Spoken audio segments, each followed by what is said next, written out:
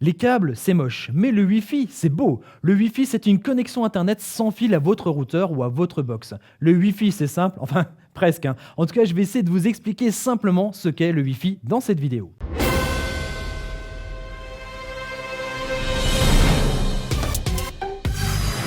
Le Wi-Fi permet de connecter vos ordinateurs, vos périphériques, vos appareils mobiles, smartphones, tablettes et autres objets connectés au réseau local pour les faire communiquer entre eux et les relier à Internet, et tout ça sans fil. Si vous avez encore des doutes sur ce qu'est un réseau local et comment celui-ci peut être relié à Internet, je vous conseille de visionner cette vidéo qui se trouve juste ici et qui vous donnera les bases de ce qu'est un réseau domestique filaire. Alors plutôt que de relier vos appareils par des câbles, il est donc possible de les relier par des ondes radio, et bien c'est ça le Wi-Fi. Du côté récepteurs, bref, des appareils que vous voulez connecter. Pour qu'ils puissent recevoir ce signal radio, ils doivent être compatibles Wi-Fi, c'est-à-dire avoir une petite antenne, parfois invisible, et un système de traduction pour pouvoir exploiter les données. Souvent d'ailleurs, il y a ce petit logo aussi qui est juste là. Du côté émetteur, par contre, là, ça se passe du côté de votre routeur. Il y a aussi des petites antennes qui envoient un signal radio. Émetteur, récepteur, les deux communiquent ensemble et s'échangent des données.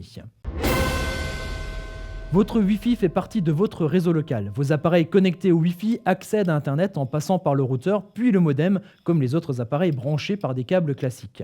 Alors un petit conseil sécurité. Lorsqu'il est préconisé de sécuriser votre connexion Internet, il s'agit principalement de votre connexion Internet Wi-Fi, beaucoup plus vulnérable. En effet, le Wi-Fi fait partie de votre réseau local, c'est-à-dire que si quelqu'un utilise vos ondes radio Wi-Fi pour du téléchargement illégal ou se connecter à des sites interdits, il le fait en utilisant votre identité numérique, c'est-à-dire votre adresse IP. Vous pouvez donc éventuellement être mis en cause en cas de problème. La plupart des fournisseurs d'accès proposent aujourd'hui de sécuriser votre Wi-Fi par un code d'accès assez complexe. Ce sont des codes WEP ou WPA ou WPA2. Maintenez donc un certain niveau de sécurité en ne changeant pas ce code ou en créant un code encore plus complexe.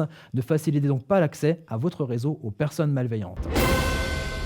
Alors attention, ne confondez pas WPA et WPS. Le WPA, c'est pour la sécurité, ça on l'a vu. Par contre, le WPS, ça va vous permettre de simplifier la connexion et la reconnaissance des appareils Wi-Fi. Par exemple, lorsque vous avez un ami qui veut bénéficier de votre connexion, si vous souhaitez rapidement, sans entrer le code super long, ajouter un appareil à votre réseau sans fil, il suffit d'appuyer sur la touche WPS du routeur et d'autoriser la connexion depuis l'appareil à connecter. Pour aller un peu plus loin, parlons un peu des normes Wi-Fi. Depuis la fin des années 90, le Wi-Fi a beaucoup évolué, plus rapide, avec une portée augmentée. Les noms des différents types de Wi-Fi commencent toujours par 802.11, suivi d'une lettre de A jusqu'à N pour l'instant, avec parfois 2 lettres pour des Wi-Fi spécifiques qui couvrent 2 bandes, comme par exemple la C ou la H. La plupart du temps, vous retrouverez 5 normes sur les produits grand public, les Wi-Fi A, les Wi-Fi B, G, N et AC. Les caractéristiques varient énormément en fonction de ces normes, puisque ce sont des ondes radio, elles n'utilisent pas forcément la même bande de fréquence, et certaines fréquences sont déjà plus ou moins saturées ou perturbées par d'autres appareils, par exemple les micro-ondes, la téléphonie, le Bluetooth. Ça c'est le cas par exemple pour la bande des 2,4 GHz utilisée par le Wi-Fi B et le Wi-Fi G. Les portées varient aussi beaucoup selon les normes. Pareil pour les débits, avec des performances de 11 mégabits par seconde à 1300 mégabits par seconde. Bon, tout ça reste théorique, puisque dans la réalité, il y a des obstacles comme des murs, des perturbateurs électriques qui font considérablement réduire le débit et la portée.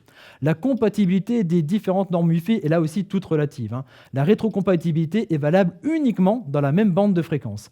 Mais heureusement, de nombreux appareils communiquent sur plusieurs normes Wi-Fi. Pareil pour les routeurs, ils émettent souvent sur plusieurs bandes. Alors si les normes Wi-Fi sont déjà assez complexes, ça ne va pas aller en se simplifiant. De nouvelles normes plus adaptées à la multiplication des objets connectés dans nos habitations sont déjà en développement. Voici quelques conseils et astuces pour régler ou tout au moins réduire les problèmes de portée. Première astuce, choisissez un routeur avec des antennes puissantes ou changez les antennes. La puissance est souvent indiquée en dBi et elle est liée souvent à la taille de l'antenne. Il faut ensuite bien orienter les antennes pour couvrir la zone que vous souhaitez. Pour des antennes directionnelles, ça paraît logique, mais pour des antennes omnidirectionnelles, là aussi c'est le cas. Elles diffusent souvent un signal d'une zone plus proche d'une forme ovale que d'une forme ronde. Donc faites quelques tests en bougeant les antennes pour trouver la bonne position.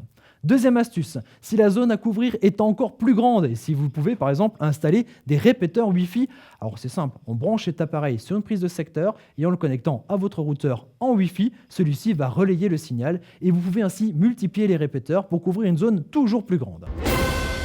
Pour étendre votre réseau, il existe aussi une solution filaire efficace. C'est le CPL, le courant porteur en ligne. Alors pour en savoir plus sur le CPL, jetez un coup d'œil à notre vidéo en cliquant ici. Voilà, vous avez maintenant les bonnes ondes pour mettre en place un réseau Wi-Fi efficace. Alors à très bientôt sur pearltv.fr pour de nouvelles aventures numériques et technologiques.